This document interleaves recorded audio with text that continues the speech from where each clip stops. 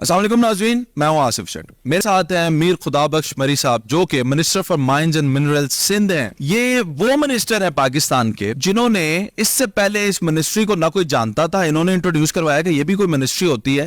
سب سے اہم بات، سب سے اچھی بات، انہوں نے کہا کہ یہ وہ منسٹری ہے اگر اس کو خلوص نیت سے کام کرنے دیا جائے تو پاکستان کا IMF کا قرضہ اتر سکتا ہے. پاکستان ہر وہ چیز بنا سکتا ہے جو بڑے بڑے ملک بناتے ہیں. یعنی اب پاکستان میں جہاز بنیں گے، پاکستان میں بسز بنیں گی، لیپ ٹاپ، کمپیوٹرز، ہر وہ دنیا کی چیز جو بڑے ملک بناتے ہیں وہ پاکستان بنائے گا. انہوں نے بتایا کہ جاپان جہاں سے ہم گاڑیاں منگواتے ہیں اس ملک میں اتنے معدنیات نہیں ہے جتنے پاکستان میں. یعنی پاکستان ہر لحاظ سے کیپیبل ہے کہ وہ ایک ترقی یافتہ ملک بن سکے. لیکن کیا وہ چیز ہے جو پاکستان کو ترقی کرنے سے روکتی ہے، آج بتائیں گے میر خدا بخش مری صاحب. السلام علیکم ورحمۃ اللہ. میر صاحب، یہ تو آپ نے بتا دیا کہ پاکستان میں کیا کیا ہے. یہ بتائیں کہ پھر پاکستان نے 76 سال کیا کیا ہے؟ یہ معدنیات کا استعمال کیوں نہیں ہوا؟ ہماری معدنیات ہمیں ملی کیوں نہیں؟ پتا کیوں نہیں چلا؟ ہمیں سریا اتنا مہنگا کیوں ملتا ہے اگر لوہا پاکستان میں ہے؟ ہمیں سونا اتنا مہنگا کیوں ملتا ہے اگر سونا پاکستان میں ہے؟ ہمیں سیمنٹ کیوں اتنا مہنگا ملتا ہے اگر سیمنٹ پاکستان میں ہے؟ مطلب یہ ہے کیا، ہو کیا رہا ہے؟ دیکھیں، آپ نے جو پوچھا ہے کہ 76 سالوں میں ہم نے آج تک کچھ نہیں کیا اور اب تک کیا کرتے رہے. 76 سالوں میں ہم اپنی سیاست کرتے رہے اور اپنے آپ کو بحیثیت سیاستدان شخصیت اپنے آپ کو مضبوط کرتے رہے اور لوگوں کے ملے ہوئے ٹیکس سے، سعودی جیسے ملکوں کے یا اور ملکوں سے ملی ہوئی امداد سے، IMF سے یا ایشین بینک سے ملے ہوئے قرضوں سے ہم نے لوگوں کو سڑکیں بنا کر دے کر انہیں جو ہے نا اپنا ووٹ بینک مضبوط کیا ہے، اپنے آپ کو مضبوط کیا، اپنی سیاست مضبوط کی ہے.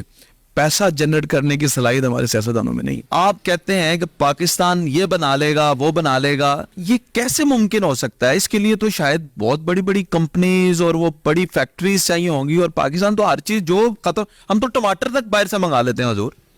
وجہ یہ ہے کہ اگر آپ چائنا کی مثال لے لیں آج سے 40 سال پہلے، آپ امریکہ کی مثال لے لیں، آپ ہندوستان کی مثال لے لیں، تو ان ممالک میں انڈسٹریز لگی. میں ہمیشہ مثال دیتا ہوں، تو میں نے شاید وہاں پر پریس کلب پہ بھی میں نے ایک مثال دی تھی.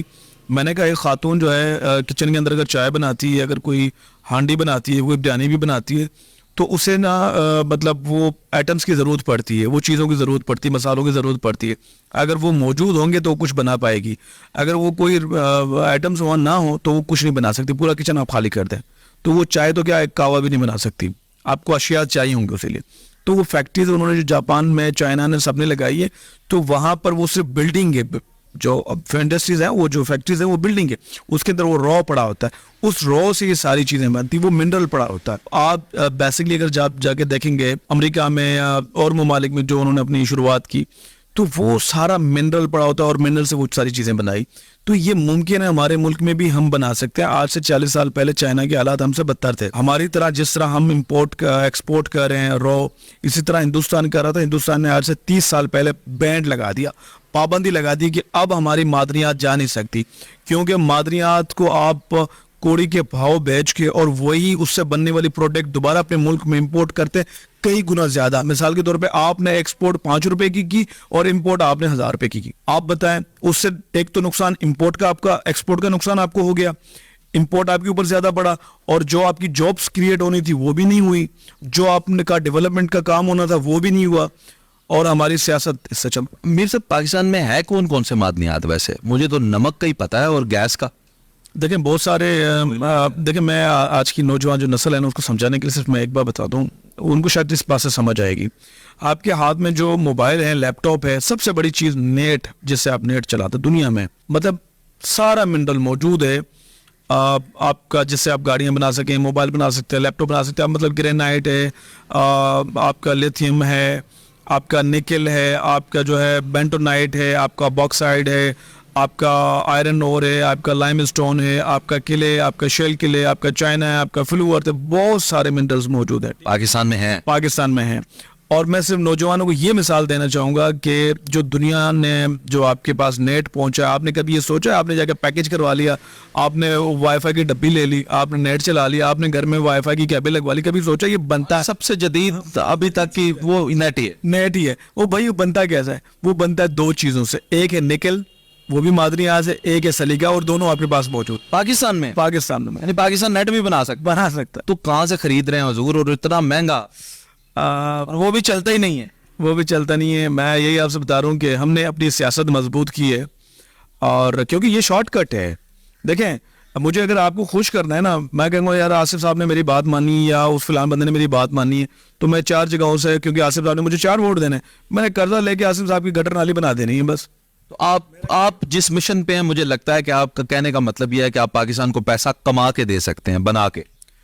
اللہ کے ساتھ بنا کے دے سکتی ہے. میں کیا آپ، اگر ہم اس مطلب اس چیز کو اگر صحیح استعمال کریں، بے شک بنا سکتے ہیں، اور ڈیفینیٹلی بنا سکتے ہیں انشاءاللہ. ابھی میری منسٹری کی آج تک کسی منسٹری نے پیسہ بنایا ہے پاکستان؟ وہی تو افسوس کی بات ہے نا، اس چیز پہ کبھی توجہ نہیں دیا. اصل جو دیکھیں پیسہ جنریٹ کرنے کے طریقہ کار کیا ہیں دنیا میں آپ کو بتاتا ہوں. جو بیسک ہے، اور باقی جو ہے نا، ایک ہوتا ہے ویزیبل، ایک انویزیبل ہوتا ہے، 2 چیزیں ہوتی ہیں. اچھا، سب سے پہلے بڑی چیز جو ہے نا پیسہ بنانے کی، جو دنیا میں شروع سے روایت رہی ہے، وہ آپ کی جو ہے رہی ہے اناج. پہلے دور میں لوگ اناج سے ایک دوسرے سے چینج کرتے تھے. اناج ہوتا تھا، یا وہ بکریاں ہوتی تھی، یا جانور ہوتے تھے، اسی سے کاروبار کی شروعات ہوئی. تو اناج ہے، ساری چیزیں. ایک تو ایگریکلچر ہو گیا، اس کے بعد پھر آپ کا منرل آیا، اس کے بعد پھر منرل سے بننے والی آج آپ کی پوری جو دنیا ڈیجیٹل میڈیا ہے، یا جو کچھ ہے، آپ کا نیٹ ہے، آپ کی بجلی ہے، آپ کا گیس ہے، سارا منرل اور منرل کی بدولت چلتا ہے. تو یہ وہ چیز ہے کہ بیسکلی آپ کو پیسہ کما کے دے سکتے ہیں. ہم نے آبا و اجداد کے دور سے، جو 1800 سال پہلے، 2000 سال، 1000 سال پہلے جو اناج سے امپورٹ کر کے پیسہ کماتے تھے، ہم اب تک وہ کر رہے ہیں. دنیا منرل سے کما رہی، ہم 1800 سال پہلے پیچھے دنیا سے. آپ اس بنیاد پہ کہتے ہیں کہ ہم اتنا پوٹینشیل ہے اس میں کہ آپ 5 سال میں قرضہ اتار لیں گے؟ دیکھیں تھوڑا ٹائم لگتا ہے، بے شک 5 سال نہ لگیں، ممکن ہے کہ 6 سال 7 سال، مطلب ہوپ فلی یعنی کہ 8 سے 10 سال کے اندر اندر یہ ایزیلی آپ کا پورا قرضہ اتر سکتا ہے، ایزیلی، اور قوم ترقی کی راہ پہ جا سکتے. ظاہر سی بات ہے کہ ایک تو قرضہ اترے گا، قرضہ اترنے کے ساتھ ساتھ آپ انڈسٹریز جب لگائیں گے جہاں جابس نہیں ہے، مثال کے طور پہ ظاہر سی بات ہے اتنی ساری انڈسٹریز لگیں گی. دیکھیں مثال کے طور پہ اب آپ گاڑی بناتے ہیں تو گاڑی بنانے کا ایک فنکشن نہیں ہوتا. کوئی گاڑی کا چیچس الگ کمپنی بنا رہی ہوتی ہے، بانٹ الگ کمپنی بنا رہی ہوتی ہے، اس کے جو ہے بمپر ہے وہ الگ کمپنی بنا رہی ہوتی ہے، اس کی وائرنگ الگ کمپنی بنا رہی ہوتی ہے. اب پھر آپ پیچھے جہاں سے رو نکل رہا ہے، تو یعنی کہ ایک گاڑی بنانے کے لیے، پروسیس کرنے کے لیے کم از کم پیچھے 800,000 فیکٹریاں لگتی ہیں. وہاں سے پروسیس ہونے کے بعد یہاں تک آتا ہے. آپ 1000 کو ملٹی پلائی کریں، ایک فیکٹری میں 5-6 ہزار بچہ ہوتا ہے. مثال کے طور پر میں ایک چھوٹی مثال دے رہا ہوں ایک منڈل کے اوپر. اب آپ وہ 5-6 ہزار سے 1000 کو خالی ملٹی پلائی کریں، وہ کہاں پہنچے؟ مجھے یہ بتائیں کہ کہا جاتا ہے کہ کوئی بھی منسٹری اس لیے بھی نہیں چلتی جی، بیرونی طاقتیں نہیں ان کو چلنے دیتی. یہ 76 سال میں جتنے منسٹر آئے اس منسٹری میں، ان کا تو ہمیں نام بھی نہیں پتا. تو وہ خود کام نہیں کرتے تھے، کیپیبل لوگ نہیں تھے، یا کوئی سسٹم اندرونی یا بیرونی ان کو کام نہیں کرنے دیتا؟ کوئی نیٹ ورک ہے، کوئی کالا دھندا ہے، کوئی مافیا ہے؟ دیکھیں اس میں 2 چیزیں ہیں. ایک تو یہ چیز ہے کہ سب سے پہلے میں نے آپ کو بتایا، میں چلے آپ کو ایک بڑا چیز بتا دیتا ہوں. آج کا دور جدید دور ہے، ہم 5G سے 6G تک جا رہے ہیں. آج کے دور میں ہماری جو نوجوان نسل ہے وہ نیٹ سے پیسہ کماتی ہے. جس طرح آپ لوگوں کا چینل ہے، یا مختلف لوگ کوئی ٹریڈنگ کر کے کما رہا ہے، تو کوئی کس طرح کما رہا ہے. ایک میں آپ کو نقطے کی بات بتاتا ہوں. ہمارا پی ایم، ہمارا سی ایم، اور تقریباً آپ یہ سمجھیں ہمارے پریزیڈنٹ تک جو بابے ہیں، جنہوں نے عمریں جن کی اتنی ہو گئی ہیں، جنہوں نے 1960 میں 1970 میں تعلیم حاصل کی ان دنوں میں، اور آج وہ اقتدار کی دوڑ سنبھال رہے ہیں. ہماری نوجوان جو ہے نا، بچہ آج کا 6 سال کا، وہ پورے آئی فون کے فنکشن گھما لے گا. بابا آپ کا لیپ ٹاپ نہیں چلا سکتا. آپ کا پی ایم مجھے بتا دیں، کوئی پی ایم پورا آپ کا لیپ ٹاپ گھما کے دکھا دے، آپ مشکل نظر آتا ہے نا. تو ہماری صلاحیت تو یہ، ایک تو صلاحیت کا مسئلہ، دوسرا بیرونی طاقت پہ ہر بار الزام لگانا. ہاں کچھ چیزیں ایسی ہیں ضرور ہیں، لیکن کچھ ہماری اپنی نالائکیاں بھی ہیں. ہمیں عادت بن گئی، ہم نے اپنی سیاست، اپنی کرسی آگے مضبوط کرنی، اس کے لیے ہمیں شارٹ کٹ چاہیے. شارٹ کٹ سوائے قرضے کے اور کچھ بھی نہیں. آپ نے قرآن اٹھا کے کہہ دیا تھا کہ یہ منسٹری میں بہت پاور ہے، یہ ایسے کر سکتی ہے، ویسے کر سکتی ہے. اس حد تک آپ کو یقین ہے اس؟ اب میں یقین مانے میں نہیں اٹھاتا، لیکن وجہ یہ تھی کہ تکلیف اندر سے اتنی زیادہ دل میں، مطلب ایک جس طرح ہوتا ہے نا، ایک انسان بے بس ہو جاتا ہے اس قوم کو سمجھانے کے لیے، اندر سے دل رو پڑتا ہے تو مجبوراً اٹھا کے لوگوں کو سمجھانا پڑا خدارا سمجھیں اس چیز کو اور اس چیز کی اہمیت کو سمجھیں, بجائے سڑک مانگنے کے, بجائے ایک پٹے والی نوکری مانگنے کے یہ مطالبہ کریں ہمارے منرل کا صحیح استعمال کر کے, ہمیں اس میں سے جو ہمارا رائٹ بنتا ہے ہمیں وہ دیں. اگر آپ کا بن جائے نا, اگر آپ صحیح مطالبہ کر لیں گے, جس طرح سعودی صرف بدو جسے پاگل سمجھتے تھے وہ ایک منرل سے آج انہیں گھر پہ بیٹھے بیٹھے انہیں ہیلتھ ان کی فری, پورے عرب کی ایجوکیشن فری, ان کے جو ہے تعلیمی اخراجات سارے فری, انہیں یہاں تک کہ معاوضہ ملتا ہے, بچے کی شادی ہوتی ہے تو انہیں گھر تک گورنمنٹ پرووائڈ کرتی ہے. آج ان کی زندگی اور ہماری زندگی, ایک منرل ان کے پاس, پاکستان کے پاس کتنے ہیں؟